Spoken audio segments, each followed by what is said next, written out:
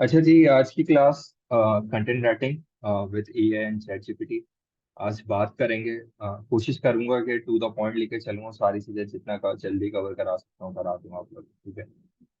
हमारी जो मेन चीज होगी, आप टूल कोई भी यूज कर सकते हो, एक अंडरस्टैंडिंग आपको दूंगा, उस अंडरस्टैंडिंग को लेके आप कर सकते हो। बाकी चैट जीपीटी बेस्ट प्लेटफॉर्म है, बेस्ट टूल है।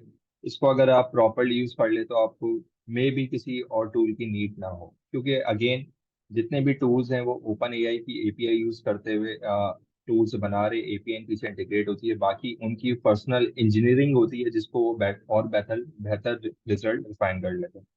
आप लोग वही चीज अगर आप प्रॉम्प्टिंग सीख लो तो उस प्रॉम्प्टिंग से वही चीज आप कर सकते हो।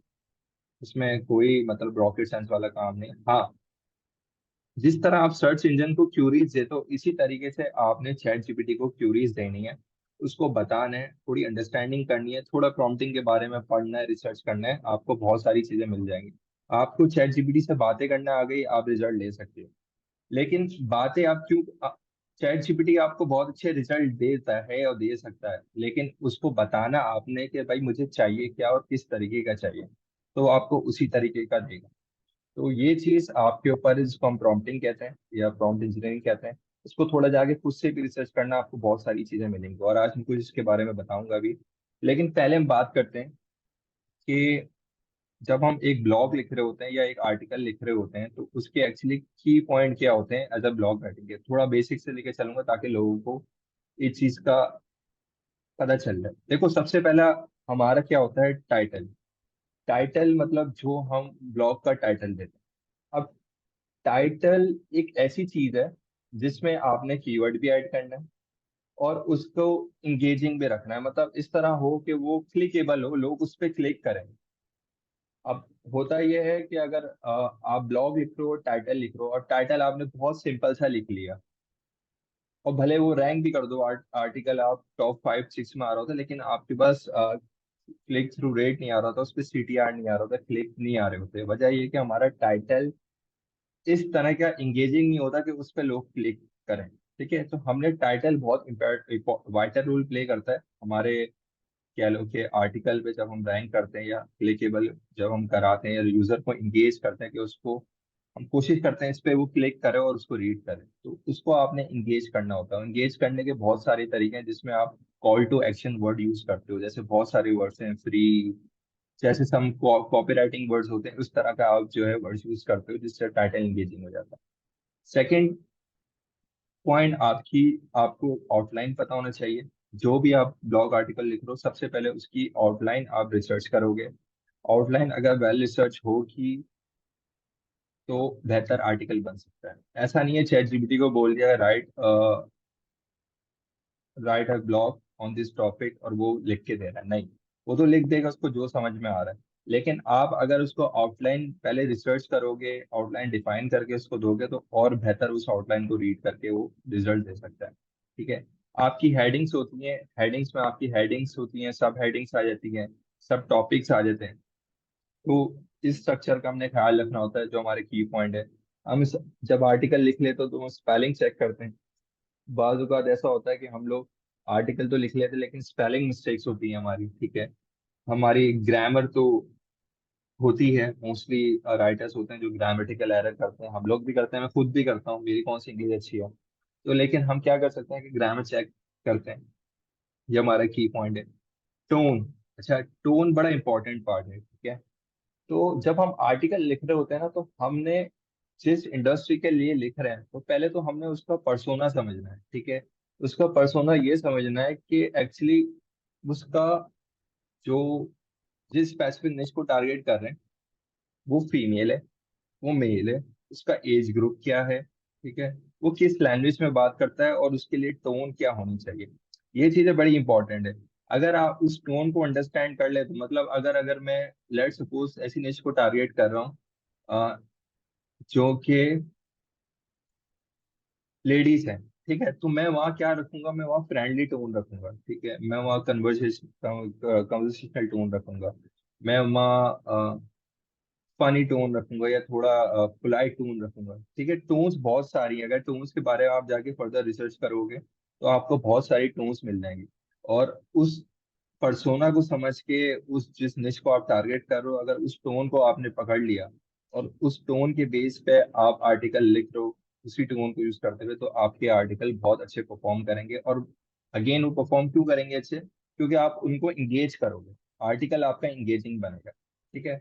सातवां पॉइंट हमारा इंटेंट है। इंटेंट बड़ा इंपॉर्टेंट पॉइंट है, ठीक है, ये बड़ा की पॉइंट है। क्यों? क्योंकि होता ये है कि अगर हम कोई टॉपिक लिख रहे होते हैं ना, तो अगर हम एआई को देते हैं या पर्सनली खुद से भी लिख रहे होते हैं, ठीक है, जब तक आपको इंटेंट नहीं पता, आपको एक्चुअल पता नहीं है कि यूजर क्या ढूंढ रहा है, ठीक है, कुछ भी उठा के नहीं लिखना। कुछ भी उठा के लिख दोगे तो आपने आपके टॉपिक पे 10,000 लोगों ने ऑलरेडी लिखा हुआ है जो नजर भी नहीं आते, जिनका कुछ पता भी नहीं है। ठीक है, लिखा तो उन लोगों ने भी है, लेकिन आपने स्टैंड आउट होना है, आपने रैंक करना है, तो सबसे पहले आपने उसका इंटेंट समझना है कि ये जो कीवर्ड है, एक्चुअली इस कीवर्ड पे यूजर चाह क्या रहा है। वो क्वेश्चन चाह रहा है, ठीक है, वो हेल्प चाह रहा है, वो ट्यूटोरियल चाह रहा है, या वो इमेज चाह रहा है, या वो वीडियो चाह रहा है। ठीक है, ये बड़े इंपॉर्टेंट पॉइंट है जो मैं बता रहा हूँ। अगर उसका इंटेंट वीडियो है तो आप आर्टिकल लिखोगे तो वो परफॉर्म नहीं करेगा। अगर आप उसका इंटेंट ट्यूटोरियल है, मतलब एग्जाम्पल्स है, मतलब आप एग्जाम्पल ले रहे हो, ठीक है, आपने उसको, वो चाह रहा है कि मुझे as a example images format में ट्यूटोरियल बना के दिया जाए और उसको की पॉइंट पे लिखा जाए कि पहले आपने ये स्टेप करना है, दूसरा ये स्टेप करना है, तीसरा ये स्टेप करना है। तो अगर वो उस तरह आप आर्टिकल लिखते हो तो वो वेल परफॉर्म करेगा। और आप 500 600 वर्ड सिर्फ ऐसी छाप देते हो तो वो किसी काम का भी नहीं है, ना कोई देखेगा ना उसको कोई पढ़ेगा।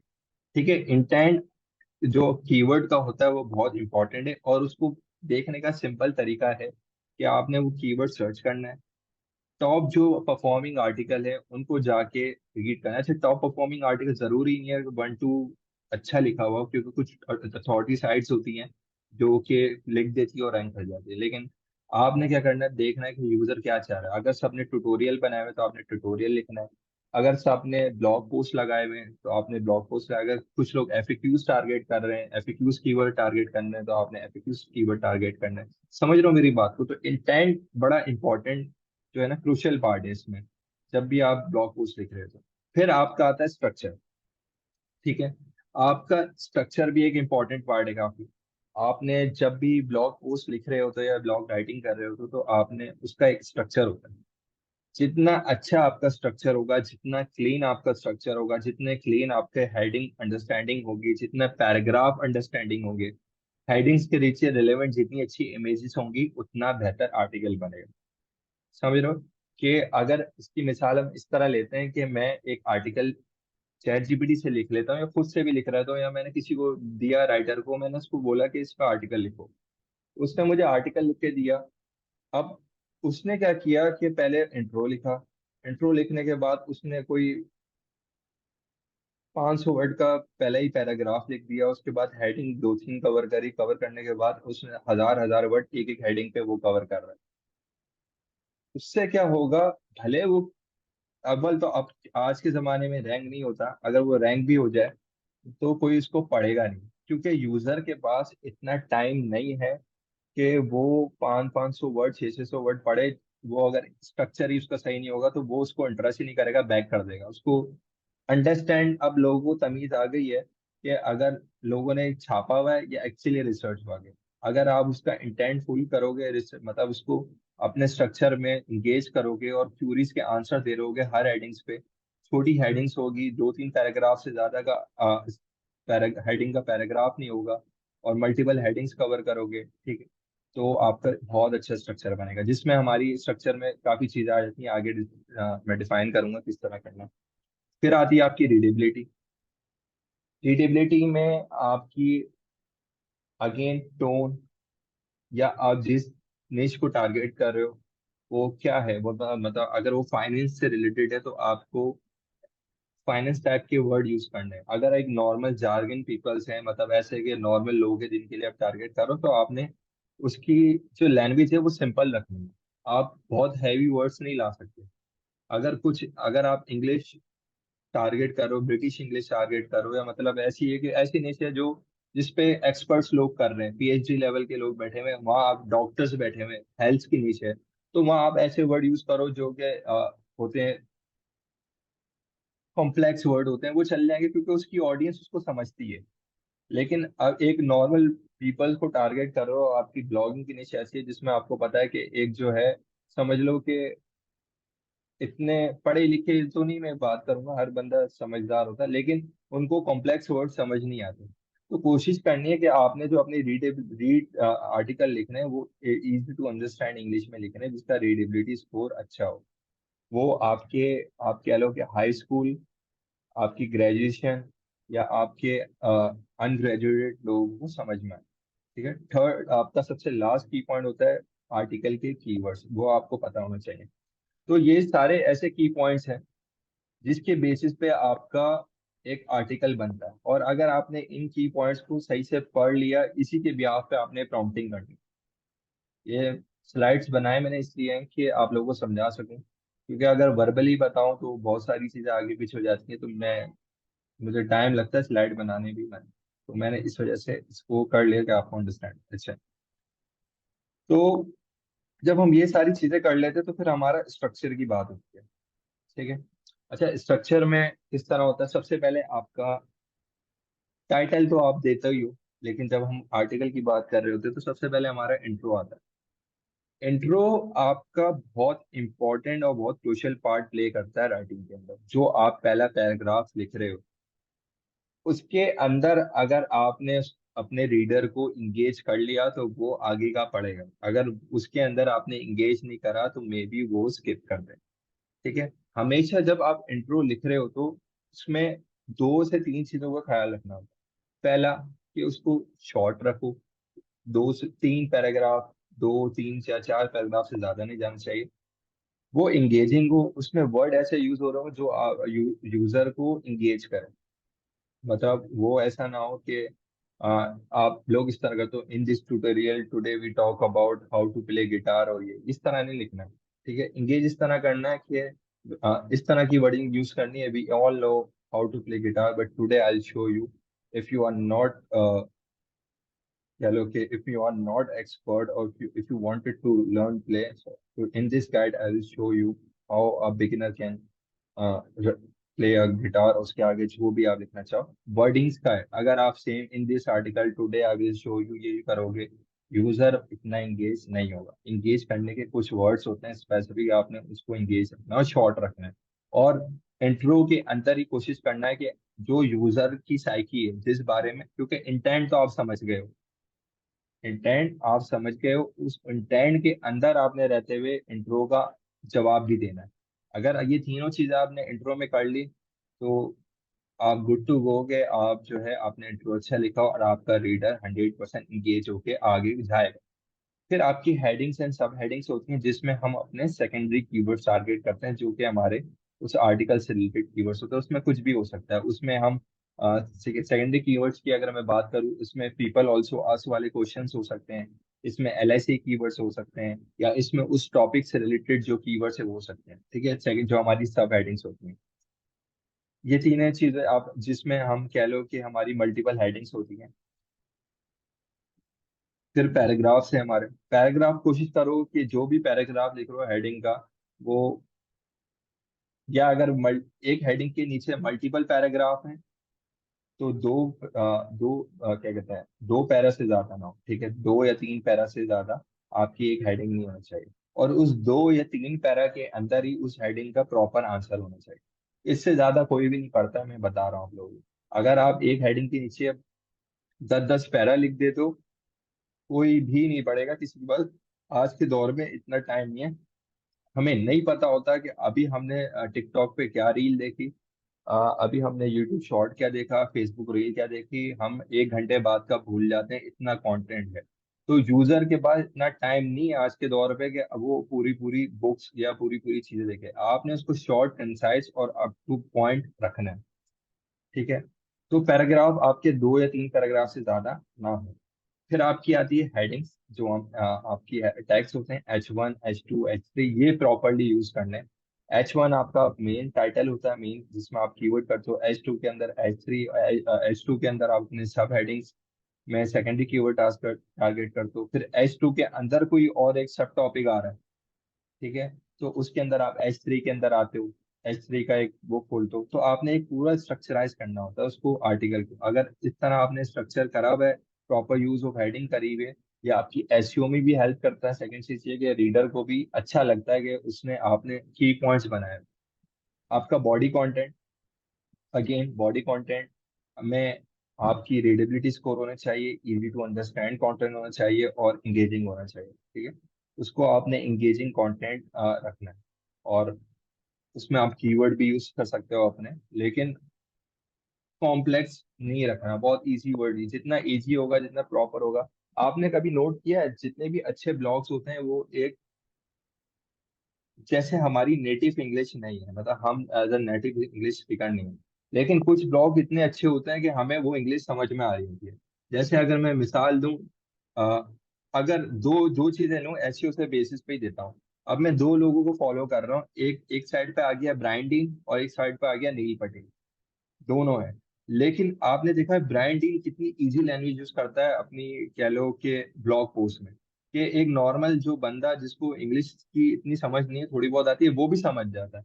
लेकिन अगेन अदर साइड पे जाता हूँ, नील पटेल ऐसी वर्ड्स या ऐसा स्ट्रक्चर दे रहा होता है कि वो नहीं समझ में आता। तो यहाँ है। और सब अगर आप देखो तो अ, ज्यादा वेल परफॉर्मिंग आर्टिकल मेरी नजर में ब्रांडीन है, क्योंकि ब्रांडीन नील पटेल भी करता है, उसके रैंक कर रहे होते हैं। लेकिन दोनों को कंपैरिजन करके ना आप पढ़ना और आपको समझ में आ जाएगा कि मैं क्या बात कर रहा था। मैं एक एग्जांपल दे रहा हूँ, क्योंकि आप लोग सारे एसईओ फील्ड से रिलेटेड है, तो मैं उसी के बेस पे, क्योंकि हम लोग ज्यादा कंटेंट कंज्यूम ही एसईओ का करते हैं, ऐसा ही है ना।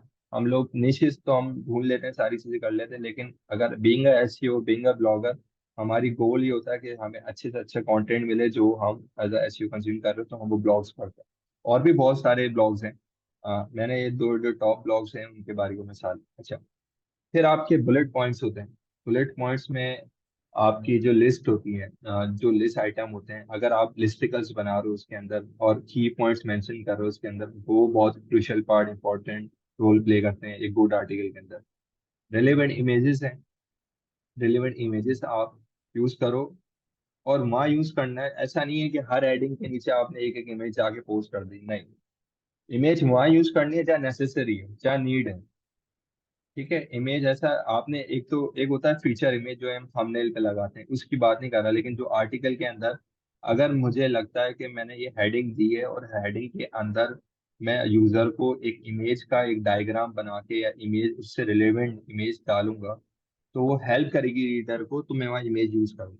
ऐसा नहीं है कि मैं हर हेडिंग के नीचे इरेलीवेंट इमेजेस डालते रहूँ, चैट जीपीटी से बना लूँ या उससे बना लूँ, कैनवा से बना लूँ, वो भी फजूल है।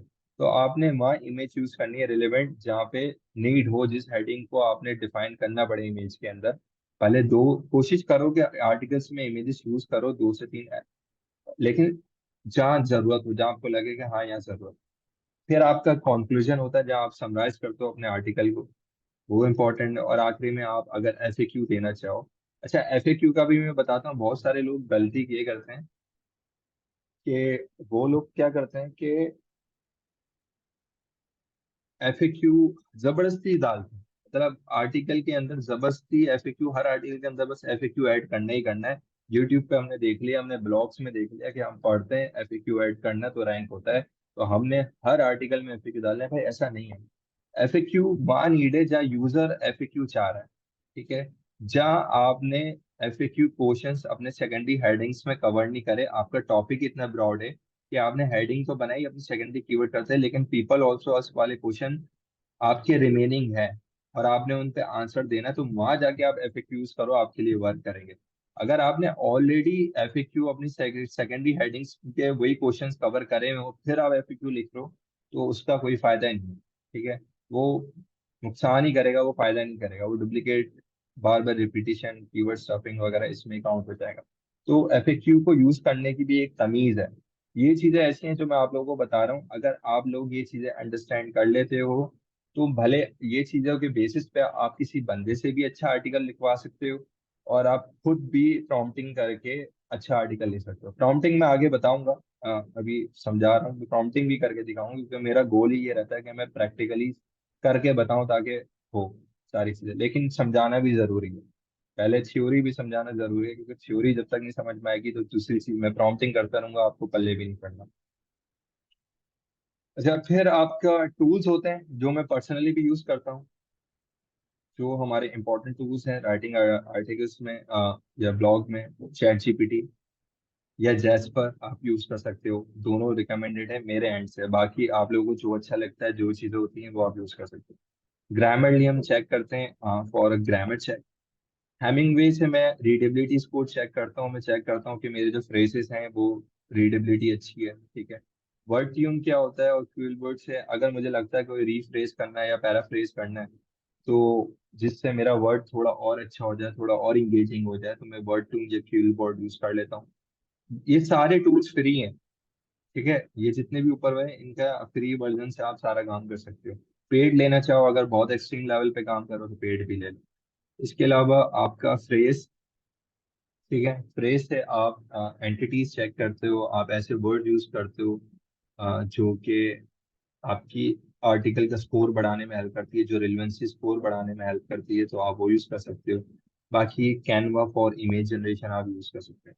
सिंपल है, अगर इन टूल्स पे आपने कमेंट कर लिया है तो आप एक बेहतर आर्टिकल यूज कर सकते हो। वन बाय वन परफॉर्म करके मैं चीजें बता दूँ। अच्छा, अब बात करते हैं कि राइटिंग की। तो चैट जीपीटी में चले आते हैं सबसे पहले।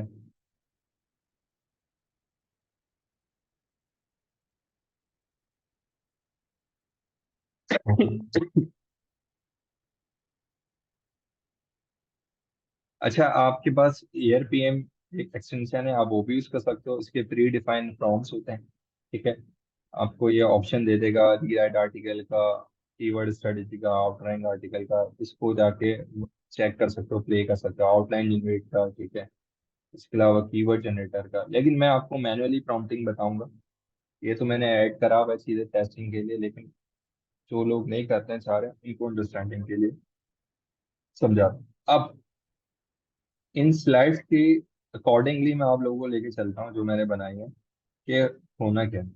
सबसे पहले हम अपने की पॉइंट्स को पकड़ते हैं। हमें आउटलाइन चाहिए, हमें हेडिंग चाहिए, हमें टोन देना है, हमने ग्रामर चेक तो हमारा लास्ट का काम है वो हम करेंगे। इंटेंट को पकड़ना है, स्ट्रक्चर को पकड़ना है, रीडेबिलिटी को पकड़ना है, कीवर्ड को पकड़ना है, ठीक है। ये चीजें हमने पकड़ के इनको लेके चलना है, जो हमारे की पॉइंट्स है। इन्हीं के बिहाफ पे हम लोग अपने प्रॉम्प्ट्स बनाएंगे, ठीक है। कुछ प्रॉम्प्ट्स हैं जो मैं अपने पर्सनली यूज करता हूँ, ठीक है। कुछ मैं आपको शो कर देता हूँ, बता देता हूँ।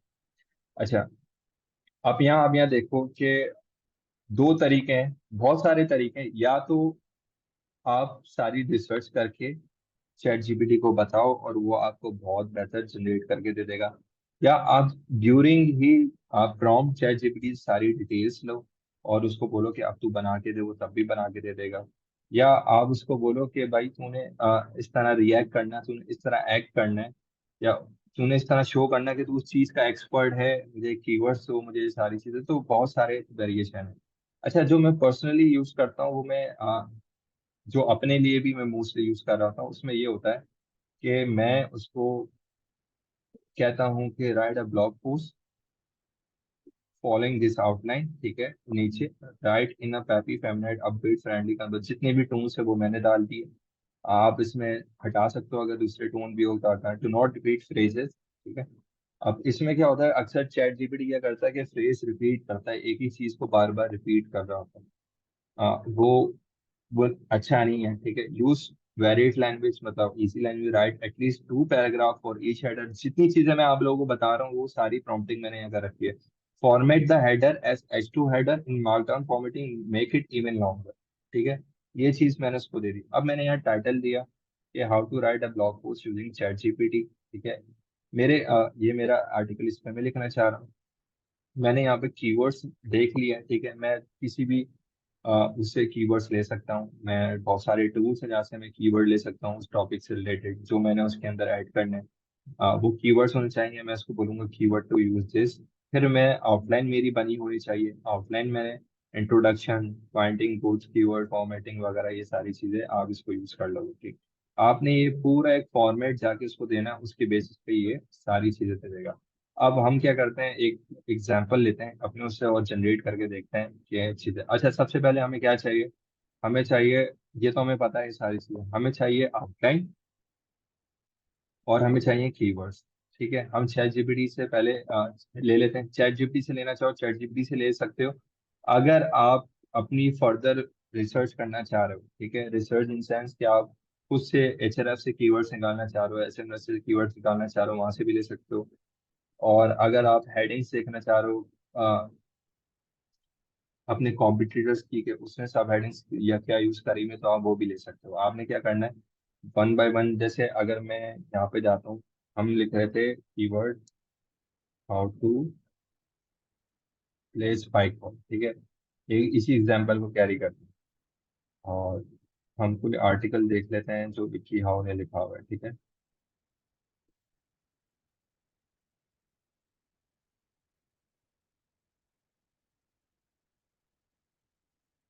अब हमने यहाँ से, अगर हमें लगता है कि explain the rule of spike ball to all the players, ये एक हेडिंग हो गई, इसको उसने कवर किया हुआ है। स्प्लिट इनटू टू टीम्स, सही है। ये सारी हेडिंग्स हमने अपने टॉप 10 कॉम्पिटिटर्स के जाके देखनी है। इसकी हेडिंग्स अगर आपने ब्लॉक में पढ़ने में मसला हो रहा है, आप यूज करो इसको, डिटेल एक्सटेंशन को। एक एक्सटेंशन है डिटेल, ठीक है। यहाँ पे जब आप हेडिंग्स पे आओगे तो आपको ये प्रॉपर स्ट्रक्चर मिल जाएगा। अच्छा, इसमें से आप अपने दो तीन कॉम्पिटिटर्स को पकड़ो, और उन दो तीन कॉम्पिटिटर्स पे जाके जो आपको बेस्ट हेडिंग्स लिख रही है दिख रही है ना, H2 H3, वो आपने एक आउटलाइन जनरेट बना ली है, ठीक है, जो आपने आर्टिकल में जनरेट करनी है। ये भी सिंपल सा काम है, आप कर सकते हो। अगर ये भी नहीं होता तो चैट जीपीटी को बोलो, चैट जीपीटी बना के आउटलाइन दे देगा, और उसके अंदर थोड़ी अपनी रिसर्च करके भी ऐड कर लो। थोड़ा रिसर्च वर्क करना पड़ेगा एक अच्छे आर्टिकल जनरेट करने के लिए। तो मैं इसको प्रॉम्प्ट देता हूँ, right N outline for my blog.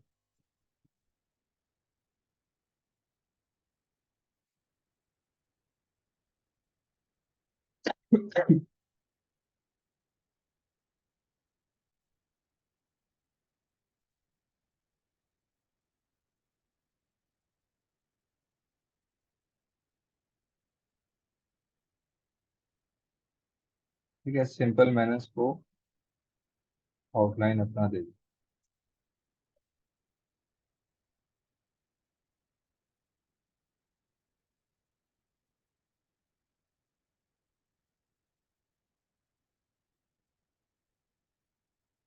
अब ये सारा अगर आप देखो कि स्ट्रक्चर इसने आउटलाइन सारी चीजें दी। अब मैं इसको बोलता हूँ चैट जीपीटी को ही कि मुझे इसके कीवर्ड्स भी दे दो।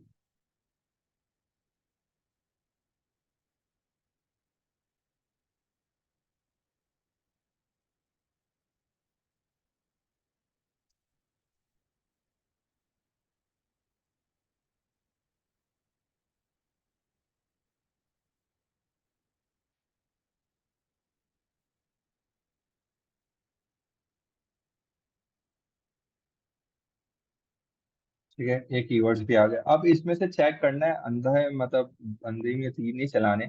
इसको जाके प्रॉपरली देखना है कि कीवर्ड रिलेवेंट है नहीं है, क्योंकि मैं चैट जीपीटी से ले रहा हूँ, ठीक है। लेकिन क्रॉस चेकिंग इंपॉर्टेंट पार्ट है, इसमें भी इंपॉर्टेंट सारी चीजें, ठीक है। अब ये मैंने दो चीजें निकालनी है, अब मेरा प्रॉम्प्ट का काम आता है, ठीक है। अब मैंने प्रॉम्प्ट क्या करना है अपना, मैं जाता हूँ अपना अपना जो मेरा प्रॉम्प्ट था, मैं इसको ये फॉर्म देता हूँ।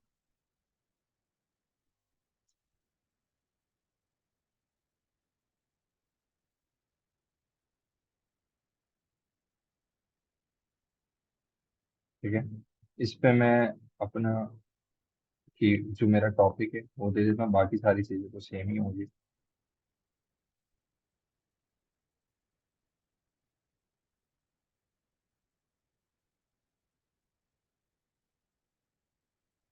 ये हो गया।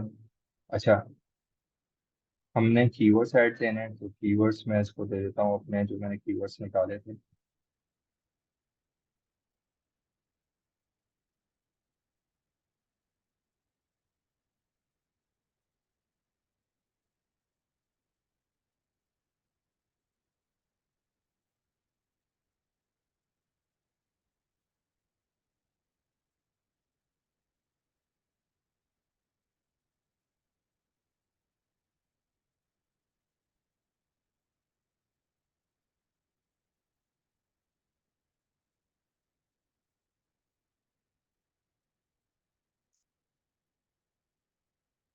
के अलावा आउटलाइन पकड़ लेते हैं हम लोग। अच्छा, कीवर्ड की फॉर्मेटिंग थोड़ी आपने देखनी पड़ेगी, तो सीधी आ गई।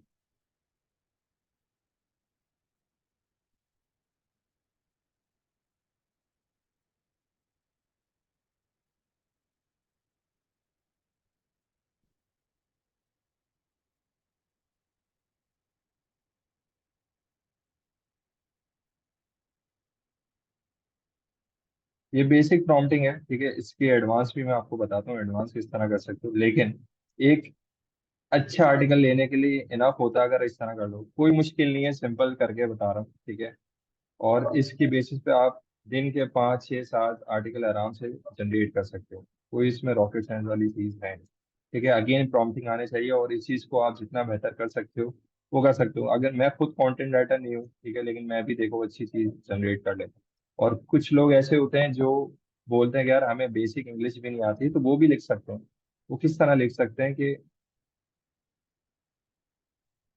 उर्दू में लिखें, ठीक है। उर्दू में तो आता है लिखना, उर्दू में लिखना, इसको मैं हटा देता हूँ अभी फिलहाल, ठीक है। उर्दू में आप लिख सकते हो, और उर्दू में लिखने के बाद आप इंग्लिश में कन्वर्ट्स तो कर सकते हो। या आप सिंपल इस तरह टूटी फूटी इंग्लिश तो आती होगी ना सबको, स्कूल तो सभी जाते हैं, ठीक है। ब्लॉगिंग में आया तो स्कूल तो क्लामेटिक थोड़े बहुत तो लिखना होगा। आप टूटी फूटी इंग्लिश में लिख दो पूरा आर्टिकल, ठीक है। चैट जीपीटी को कमांड दो, अ, आप इसको कमांड दे सकते हो, check grammatical error like grammarly.com, ठीक है। ये आपने मेंशन करना है, and correct all the sentences in easy to understand language. सिर्फ आपने ये देना है, कोटेशन के अंदर अपना पूरा आर्टिकल देना है, और वो प्रॉपर जो भी आपकी मिस्टेक्स है जो आपने इंग्लिश में की थी, आगे पीछे की थी, फ्रेजेस चेंज थे, वो पूरा आपका टूटा फूटा इंग्लिश में पूरा पर आपको एक अच्छा सा आर्टिकल जनरेट करके दे देगा, ठीक है। लिखना आज के दौर में कोई बड़ी बात नहीं है, लिख सकते हो।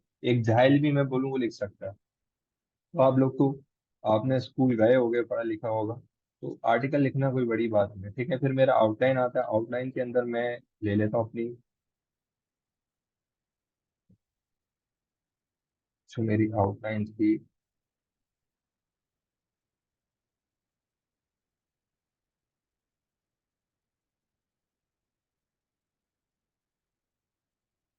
इंट्रोडक्शन, अच्छा यहाँ पे सब हेडिंग्स नहीं देनी आप लोगों ने, सिर्फ जो है जो मेन हेडिंग्स है ना वो देनी है। तो मेरा ये आ जाता है, इंट्रोडक्शन आ जाता है, इक्विपमेंट आ जाता है, सेटिंग अब आ जाता है, ठीक है।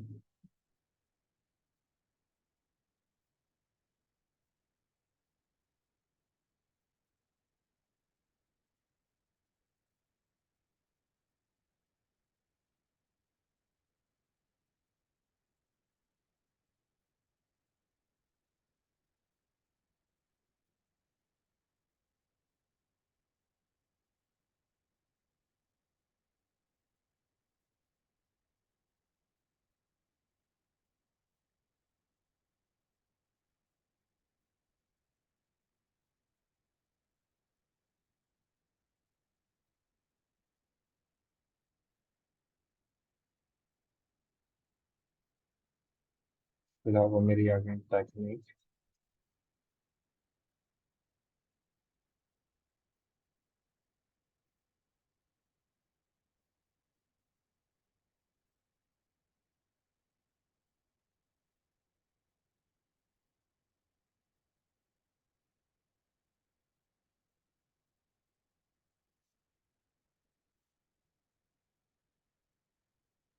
Common mistake strategy and advance play.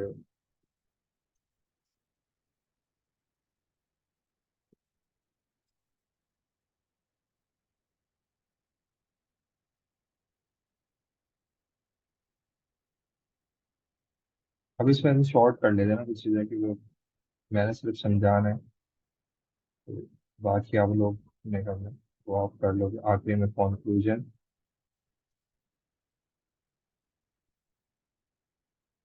ठीक है।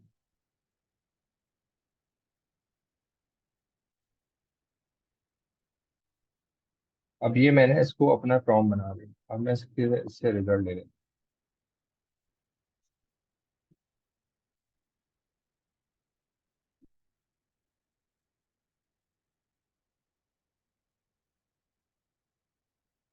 अच्छा ये कहीं रुक जाता है, ठीक है, तो आपने यहाँ सिंपल लिख देना है प्लीज कंटिन्यू। ठीक है, तो ये स्टार्ट कर देगा हमसे।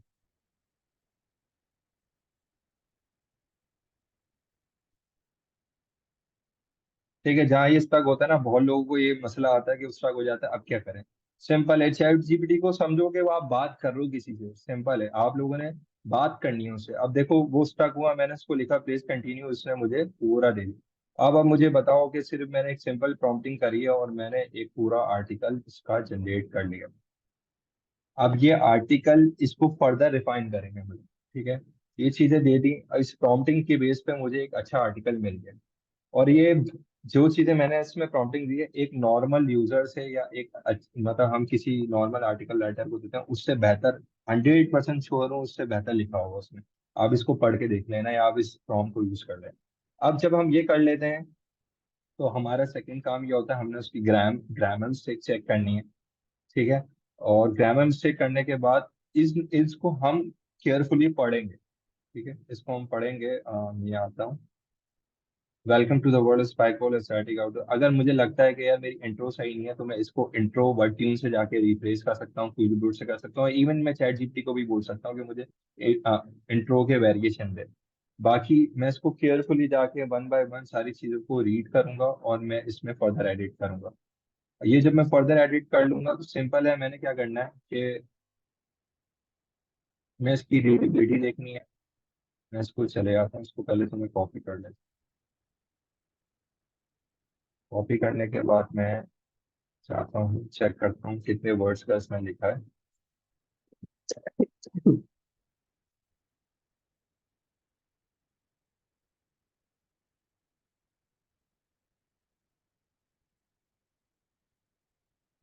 ठीक है, अराउंड 1000 वर्ड के अंदर इसमें लिखा हुआ है। इसको मैं कॉपी किया, कॉपी करने के बाद अब मैं जाता हूँ ग्रामरली। अभी ग्रामरली मेरा एक्टिव नहीं है, आप लोग ले लेना तो ग्रामरली चेक कर सकते हो, कोई मसला नहीं है, खुद ही बोल्ड कर देता है सारी चीजें। उसमें आप जाके वो आपको बताएगा कि आपने यहाँ गलती करी हुई है, ये वर्ड इस तरह हो सकता है, तो वो लाजमी कर देना। और ग्रामरली में भी ये नहीं कि हर चीज वो बता रहा है तो वो सही है। कभी कभी आपने अगर उसका सेंटेंस या फ्रेज उस वर्ड से चल रहा है तो वो रखो। ठीक है, अगर वो बोल रहा है फॉर की जगह नहीं ऑफ होना चाहिए, तो अगर वो ऑफ यूज हो रहा है जगह पे तो आपने ऑफ ही रखना है। तो अगर जहाँ आपको लगता है कि हाँ ये चीज मैंने यहाँ कॉमा मिस्टेक करी हुई है, या मेरा फुल स्टॉप आने चाहता है, यहाँ मेरा ये वर्ड बड़ा होना चाहता है, या मेरी एक्टिव वॉइस होनी चाहिए, सारी चीजें, तो वो आप वहाँ जाके चीजों को देखो, वहाँ जाके सर्च करो। अच्छा, जब आप ये कर लोगे तो आप यहाँ हो, आपका एक होता है हेमिंग वे। ठीक है, हेमिंग एडिटर, यहाँ पे आप जाओगे। हेमिंग एडिटर पे जाके फ्री एडिटर है ये भी। ये आपको यहाँ पे ग्रेड बताएगा, रीडेबिलिटी बताएगा। इसका मैं थोड़ा समझा देता हूँ आप लोगों को, पहले तो मैं यहाँ आर्टिकल पेश करता हूँ अपना जो मैंने बनाया है। अब ये देखो, रीडेबिलिटी मेरी ग्रेड 6 बता रहा है, क्यों मेरा प्रॉम्प्ट ही इतना स्ट्रांग था कि उसने अब ये कह रहा है कि इसमें अगर मैं टोटल इसकी देखूं, 13 एडवर्ब मीटिंग द गोल्स सही है, सारी चीजें। Uses of passive while meeting 80 और फ्यूअर टू फ्रेजेस। अब ये जो रेड वाला है ना, 5 out of 91 sentence are very hard. अच्छा, ये जो वर्ड्स हैं जिसको ये बता रहा है बाउंड्री मार्कर, मार्कर, ये इन चीजों को आप जाके बेहतर कर सकते हैं। ठीक है, और मतलब इसमें जाके अगर आपको लग रहा है प्रिवेंटिंग ऐसा वर्ड है जो हार्ड टू अंडरस्टैंड सेंटेंस को हार्ड कर रहा है, चीजें कर रहा है, उसको जाके मैं इसको कर देता हूँ। ठीक है,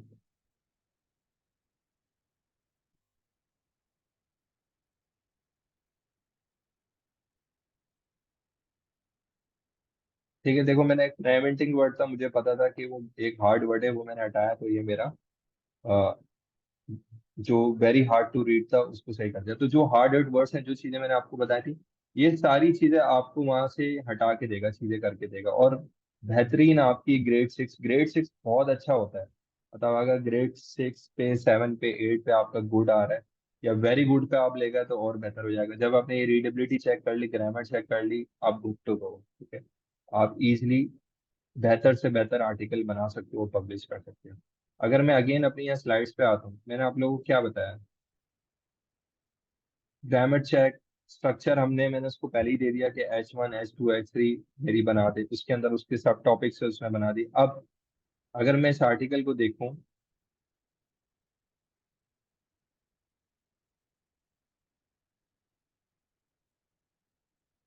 ये मेरा H1 हो गया, ये मेरा इंट्रो हो गया। इंट्रो के अंदर मैं इंट्रो को मैं मेरा इंट्रो अच्छा नहीं है, ठीक है, टू बी ऑनेस्ट मेरा इंट्रो यहाँ अच्छा नहीं है, मैं इंट्रो को और बेहतर कर सकता हूँ। अगेन ये हेमिंगवे भी मुझे बता रहा है कि आपका इंट्रो हार्ड टू अंडरस्टैंड है। मैंने आपको क्या बोला है, इंट्रो एंगेजिंग होना चाहिए, ओरिजिनल होना चाहिए, लेकिन मैं इंट्रो को और बेहतर कर सकता हूँ अपने इंट्रो को।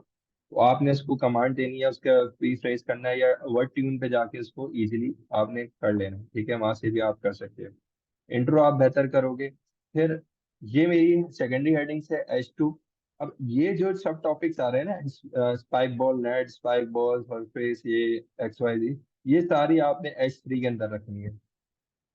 जितने भी इस सब हेडिंग्स के अंदर जितने भी सब वो टॉपिक्स आ रहे हैं उनको H3। अब यहाँ देखो बुलेट पॉइंट, मैंने बोला था ब्लू प्रिंट बना है, इसने यहाँ ब्लू पॉइंट भी दिए हुए हैं जो कि आपके उसको और एक्सटेंडिंग करता है। Technical skill, spiking like a pro, ये H2। ये जितनी हेडिंग्स हैं ये सारी H3 के अंदर आएंगी। समझ रहे हो? तो स्ट्रक्चर आपने इस तरह अपना आर्टिकल का स्ट्रक्चर रखना है। H1 आपका मेन टाइटल, H2 आपकी सेकेंडरी जो मेन टॉपिक्स होते हैं, सेकेंडरी जो हेडिंग्स टॉपिक हो गए, सब सब टॉपिक्स हो गए। और H3 के अंदर उसके अंदर का कोई टॉपिक है तो आपने H3 में रखना है। तो प्रॉपर ये स्ट्रक्चर आपने उसको फॉलो करना है, इजी आप बना लोगे। कोई रॉकेट साइंस नहीं है, कोई चीज नहीं है। बहुत आसान तरीके से मैंने आज आपको आर्टिकल जनरेट करना बता दिया। सिर्फ अंडरस्टैंडिंग थी, और वो अगर आप लोग समझ गए होगे, इस चीज को इम्प्लीमेंट करोगे, आराम से आर्टिकल जनरेट कर लोगे। जनरेट करना बड़ा मुश्किल है मेरी नजर में। जिसको थोड़ा स्मार्ट प्ले करता है, जिसको थोड़ी बहुत चीजें पता है, बेसिक अंडरस्टैंड होती है, वो हर निश पे काम कर सकता है। ब्लॉगिंग इट सेंस के, मैं पर्सनली मैं बताऊं, टू बी ऑनेस्ट मैं बताता हूँ, मेरी डोमेन अलग है। लेकिन आप मुझे 100 ब्लॉगर्स के बीच में खड़ा कर दोगे, मैं उन पे भारी हूँ। क्यों? क्योंकि मुझे पता है कि आउट ऑफ द बॉक्स जाके स्मार्टली काम किस तरह करना है। मैं लकीर का फकीर नहीं हूँ, मैं अपनी रिसर्च करता हूँ। हालांकि मेरा डोमेन, मैं टू बी ऑनेस्ट बताऊं, मेरा लोकल एसईओ है। लोकल एसईओ में मैं बोलता हूँ आ जाए कोई भी बड़े से बड़ा फन्ने खा, आ जाए चैलेंज करे, आ जाए बैठ जाए, साथ आके बात करते हैं इस पे। लेकिन ब्लॉगिंग में मेरा वो सेकेंडरी डोमेन है, लेकिन ब्लॉगिंग भी मैं स्मार्टली प्ले करता हूँ, इस वजह से मैं अच्छी कर लेता हूँ। ठीक है, उस पे मैं बोलता हूँ कि हाँ, इस पे मैं कर रहा हूँ, मेरे रिजल्ट आते हैं, मेरी साइट्स रैंक होती है, पैसा मैं बनाता हूँ। जितनी मैंने एक चीजें मैंने आप लोगों को बता दी है ना, टू बी ऑनेस्ट 5 दिन के अंदर आपके लिए, अगर आप समझदार हो, आप एक्शन टेकर हो, और आपको चीजें समझ आ गई हैं, महीना $100 से $500 बनाना, मैं एक बिगिनर की बात कर रहा हूँ। गोल करने को तो आप हजारों डॉलर बना सकते हो, लेकिन एक जो न्यू बंदा है ना, उसके लिए कोई मसला नहीं है, अगले 5 से 6 महीने के अंदर या साल के अंदर वो इस स्टेज पे आ जाएगा कि वो इतने पैसे बनाना स्टार्ट कर देगा। मैं ये नहीं बोलता कि ब्लॉगिंग आज करोगे 2 या 3 महीने के अंदर आप पैसे कमाना स्टार्ट कर दोगे, जो ये बोलता है वो गलत बोलता है। ठीक है, चीजें टाइम लेती हैं, चीजें परफेक्ट होने में टाइम लेती हैं, क्योंकि मैं जितनी परफेक्टली टाइम करता हूँ, ये मेरा एक्सपीरियंस है, ये पिछला पास एक्सपीरियंस है। ठीक है, लेकिन आप लोग जो कर रहे हो, आप लोगों को टाइम लगेगा फर्निश होने में, लेकिन जब तक आप करोगे ही नहीं तो किस तरह आप फिल्टर होगे, किस तरह आप परफेक्ट होगे? तो सबसे बड़ी जो मेन जो इम्पोर्टेंट पार्ट है वो है एक्शन टेकिंग। ठीक है, अच्छा, ये मैंने आपको एक प्रॉम दे दिया, दूसरा प्रॉम पे चलते हैं। दूसरा प्रॉम किस तरह हम कर सकते हैं? अब दूसरे प्रॉम में हम क्या बोलेंगे कि अब हम चैट जीपीटी को बोलेंगे तू हमारा उस्ताद है। ठीक है, तू जो है एक्सपर्ट है, तू नहीं एक्सपर्ट तो इस तरह एक्ट करके कंटेंट राइटर है, दोनों चीजें करता हूँ। ठीक है, मैं इसको बोल सकता हूँ you are a content writing expert, या मैं इसको बोलता हूँ आई वांट टू एक्ट, मैं इसको बोलता हूँ तुम इस तरह बिहेव करो कि तुम कंटेंट राइटर हो। ठीक है, और तुम प्रोफेशन एसईओ राइटर हो जिसको फ्लुएंट इन इंग्लिश, मतलब वो इंग्लिश में फ्लुएंट है। अब मेरे यहाँ पे, अब एक चीज को समझना, मेरे यहाँ पे पहले तो मैं आउटलाइन जनरेट कर रहा था, पहले मैं सारी चीजें करके उसको दे रहा था, लेकिन इस प्रॉम के अंदर मैंने जितना भी आपको की पॉइंट बताए थे, जितनी भी चीजें बताई थी, उसका मैंने एक खिचड़ी बना दी। ठीक है, और मैंने उसमें सब समराइज कर दिया कि अब चैट जीपीटी, मैंने सब तुझे बता दिया, अब तुमने मुझे आर्टिकल देना। ठीक है, तो मैंने इसको बोला I want you to act act as a content writer, very professional SEO writer, fluent English, create. मैंने इसको बोला फर्स्ट क्रिएट 2 टेबल्स, और ये वो प्रॉम्प्ट्स हैं टू बी ऑनेस्ट जो मैं पर्सनली यूज करता हूँ। मैंने इस 5 दिन के अंदर वो सब आपको बताया जो मैं खुद करता हूँ। इसमें ऐसी चीज नहीं है कि लोग बोलते हैं नहीं करना, बेसिक बता देते हैं। मैं वो चीज कर रहा हूँ। मेरा गोल ये है कि आप लोग सीखो और पैसा कमाओ। टू बी ऑनेस्ट, इससे ज्यादा मेरा कुछ भी नहीं है। इसमें मेरा मेन जो इंटेंट था यही है कि आप लोग करो, इम्प्लीमेंट करो। मुझे खुशी होगी अगर कोई मेरे इल्म से, मेरी नॉलेज से पैसा कमाना स्टार्ट कर दे। अब इस दौरान जितनी चीजें मैंने बताई हैं उसमें आप सर्विसेज मिल सकते हो। निश रिसर्च की सर्विस है, तो ब्लॉग राइटिंग आज मैंने बताई है आपको, वेबसाइट स्ट्रक्चर करना बताइए, उसकी सर्विस है, तो उसमें सर्विसेज देकर भी पैसा कमा सकते हो। कमाओ, बस मेरा गोल ये है कि आप लोग पैसा कमाने लायक हो जाए। मुझे खुशी मिलेगी इससे कि हाँ यार, मैं तो कमा रहा हूँ, मैं सारी चीजें कर रहा हूँ, ठीक है। मेरा गोल यही है। मैं अल्हम्दुलिल्लाह, मुझे टेंशन नहीं है कि अल्लाह ने इतना दिया। अब ये है कि एक इस पॉइंट पर आ गया कि मुझे लगता है कि अब मुझे, अब मैं क्या करूँ, नेक्स्ट क्या है। तो मैं लिए बोलता हूँ, मैं मेरे लिए नेक्स्ट ये है कि जो मेरे पास इल्म है मैं लोगों को दूँ, ठीक है। बात आ जाती है कि चलो वो एक डिफरेंट बात है, टॉपिक से हट रहे हैं, हम टॉपिक पे आते हैं, ठीक है। The first table should be outline of the article and second should be the article. Bold heading of the second table is markdown and is write an outline of the article separately before writing it, ठीक है। मैंने इसको बोला कि at least 15 headings and subheadings होनी चाहिए, जिसमें include H1 H2 H3 H4। Then start writing base और आउटलाइन स्टेप। मैंने इसको बोला कि आउटलाइन भी तू जनरेट कर, ठीक है। आउटलाइन जनरेट करने के बाद हेडिंग्स भी तू बना। हेडिंग्स जनरेट करने के बाद उस आउटलाइन के बेस पे स्टेप बाय स्टेप वर्ड पे 2000 वर्ड का मुझे 100% unique SEO optimize human written article चाहिए, ठीक है। जो सारे प्रॉम्प्ट कवर करे, write the article your own. मैंने सारी चीजें जितनी भी थी खिचड़ी बना के इसको दे दी, ठीक है। और मैं उसको टॉपिक दे दूंगा। अब मैं इसका रिजल्ट चेक करता हूँ ये मुझे क्या देता है, ठीक है। ये सारी चीजें वही मैंने ऐड करी हैं जो मैंने आप लोगों को समझाई हैं, ठीक है, जो जिसकी मैंने थ्योरी दी थी। अब मैं उसी चीजों की अंडरस्टैंडिंग पे इससे बात कर रहा हूँ, ठीक है। मैं इसको बोल रहा हूँ कि भाई ये चीजें मुझे चाहिए, इस तरीके से तुम एक्सपर्ट हो, तुम सारी चीजें मुझे बना के दो। अब मैं क्या करता हूँ, इसी प्रॉम्प्ट को लेता हूँ और प्रॉम्प्ट को लेने के बाद मैं, क्योंकि यहाँ ऑलरेडी आउटलाइन बनी हुई है तो मैक्स होगा। मैं एक न्यू चैट खोलता हूँ और मैं यहाँ पे लिख देता हूँ, सिर्फ मैंने यहाँ पे आके देना, हाउ टू वे।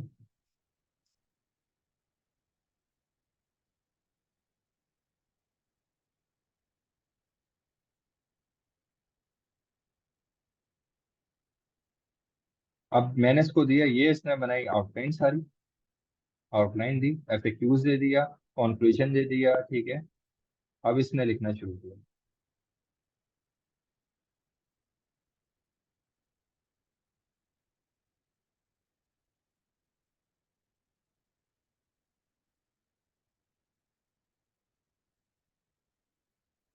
ठीक हो गया पूरा। इसने मुझे 2 पैराग्राफ के अंदर पूरी मेरी प्रॉम्प्ट पढ़ के सारी चीजें करके इसने मुझे आउटलाइन के साथ एक वेल स्ट्रक्चर आर्टिकल दे दिया। इसमें मैं फर्दर डिग डाउन करके चीजें ऐड जरूर कर सकता हूँ, ठीक है, सारी चीज कर सकता हूँ, हेडिंग्स कर सकता हूँ, लेकिन मेरे लिए एक की पॉइंट्स और एक प्रॉपर वेल स्ट्रक्चर आर्टिकल मुझे यहाँ से बन गया, ठीक है। ये भी प्रॉम्प्ट हो सकता है, आप इस तरह कर सकते हो। ये प्रॉम्प्ट मैं आप लोगों को दे दूंगा, लेकिन उस पर यह है कि शेयर मैं पूरी मेरी जितनी भी लिस्ट है प्रॉम्प्टिंग की वो सब मैं आप लोगों से शेयर कर दूंगा। लेकिन उसको वही इसको शेयर करूंगा जो सीधी बात है अप्रिशिएट करेगा। सेशन लेने बहुत आते हैं, लेकिन किसी में इतना भी वो नहीं होता कि बंदा एक टाइम दे रहा है सारी चीजें कर रहा है, बट प्लीज उसको जाके बंदा उसको अपनी प्रोफाइल पे जाके टैग कर दे, अप्रिशिएट कर दे, वो किसी के नहीं होता। मसला ये है।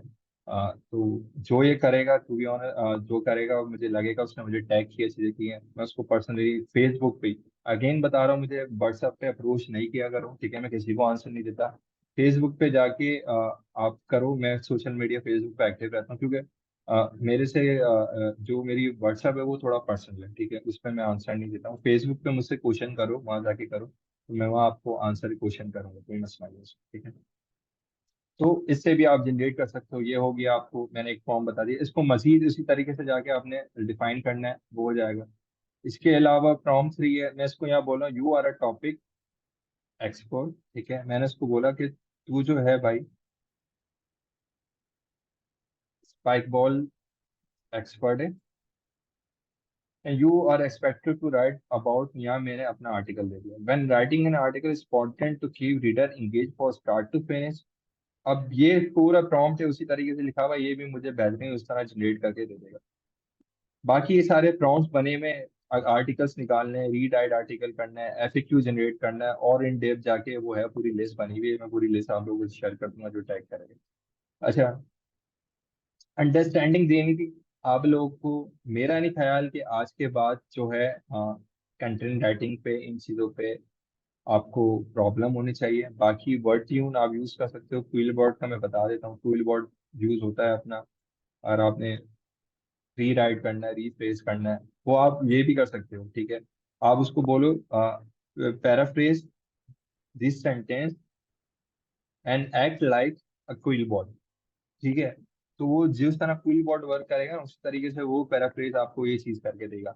इसी तरह ग्रामरली का दे सकते हो आप, सारी चीज कर सकते हो जो है, तो उसमें ये आपकी चैट जीपीटी कुछ हद तक अंडरस्टैंड करके आपको कर देगा। यहाँ पे ये भी फ्री टूल है, यहाँ पे आप आके वर्ड्स को आगे पीछे प्ले कर सकते हो, कीबोर्ड पे आप आके यूज कर सकते हो। तो आई होप सो आपको आज की क्लास समझ आ गई होगी। राइटिंग आप कर सकते हो, सारी चीजें कर सकते हो, बहुत आसान तरीके से आप लोगों को मैंने सारी राइटिंग बता दी। और अगेन, ये मैं फ्री चैट जीपीटी यूज कर रहा हूँ, 3.5 में चैट जीपीटी 4 यूज नहीं कर रहा हूँ।